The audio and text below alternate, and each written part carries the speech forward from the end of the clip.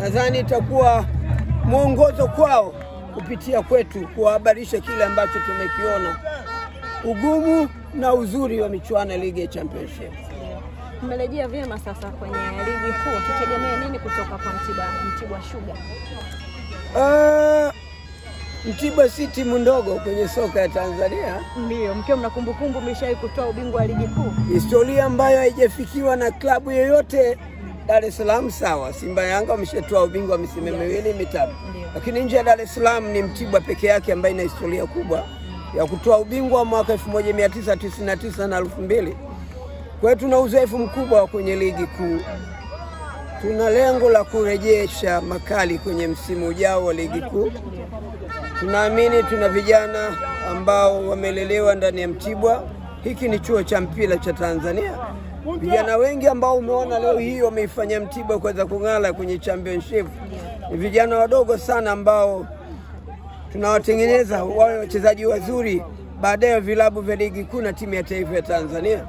Na lengo la Mtibwa ni kulea pato letu ambalo tunalipata kwenye utengenezaji na ulimaji wa sukari, utengenezaji wa sukari.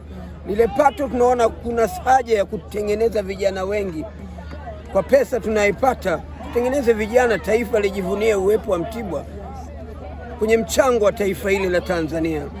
Kwa hiyo nikubaliane nami kwamba baadhi ya nyota ambao unaona msimu ujao utaonekana kwenye ligi kuu ya NBC. Wako wengi wamepita na wamepata mafanikio makubwa na wanacheza vilabu kadha wa kadha na timu ya taifa ya Tanzania.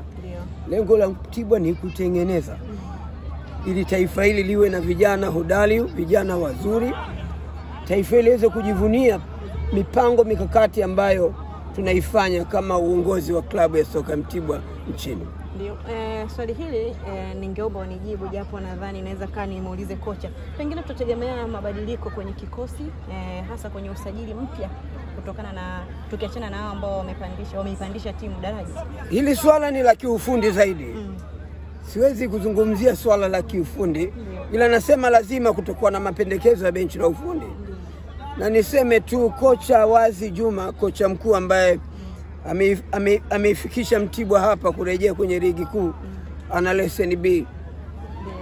Na hivi karibuni tulipomuuliza, aliulizwa na uongozi, akasema nahitaji kupata nguvu kutoka kwa mtu ambaye ana sifa kubwa mwenye leseni A ili niweze kumsaidia kwenye majukumu ya kuifanya Mtibwa kufanya vema.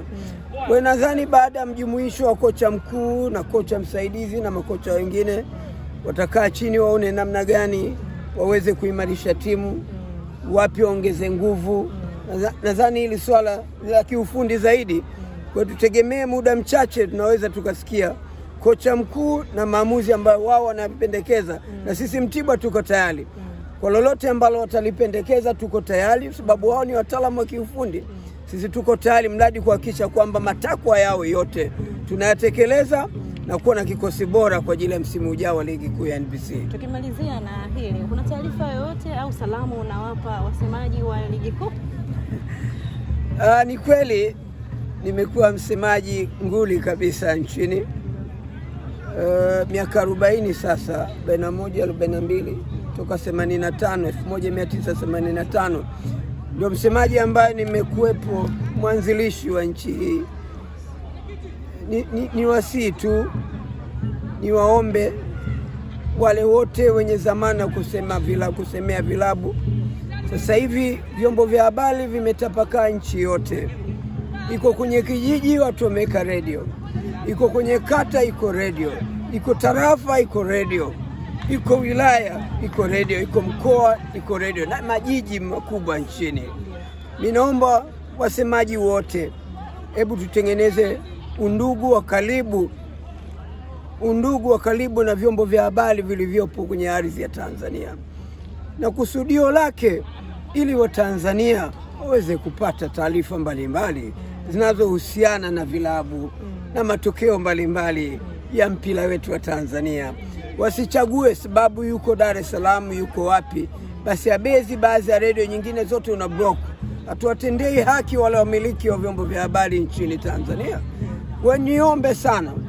Niwaombe sana wa Tanzania, wasemaji wa vilabu, hebu tujenge mahusiano mazuri na wanahabari na vyombo vya habari, sababu lazima tuwe mapacha.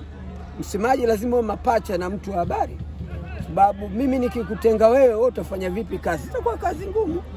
Kwa hiyo si sana tutengeneze mahusiano mazuri sisi kama wasemaji wa vilabu, tutengeneze mahusiano mazuri na wanahabari, ili taarifa mbalimbali hata kule kijijini unapopigiwa simu na mtu kijijini, basi umjali naye. Vyombo wa Tanzania walioko kule wanatamani kusikia, tuone maendeleo ya majukumu yetu yanapendwa na wanahabari nchini. Kwa hiyo niwaombe sana, hili la msingi sana kwa vyombo vyote, kwa wanahabari wote Tanzania. Nimeona mimi mwenyewe kasoro najaribu kuwapigia vijana wangu nchi, walau kuwasalimia au kuulizia jambo, mnakwama wapi, mmekosea wapi, mbona kuna adhabu hizi na hizi. Huwezi kupata hata siku moja, huwezi kupata, ni ngumu sana. Hawakuambii tatizo ni nini? Kwanza kuwapata ni shida, sababu wameblock baadhi ya namba ambazo zinaingia, huwezi kumpata hata kama unatambua, wanafinya. Sasa sio jambo zuri sana. Ni wasii wazifungue, waachane na ubaguzi, ili tuone samani sisi wanahabari, sisi wasemaji tunapata samani kutoka kwa vyombo vya habari. Tukifanya hivi tutakuwa mapacha, tunaendesha shughuli zetu vizuri sana. Okay, sisi tukushukuru sana.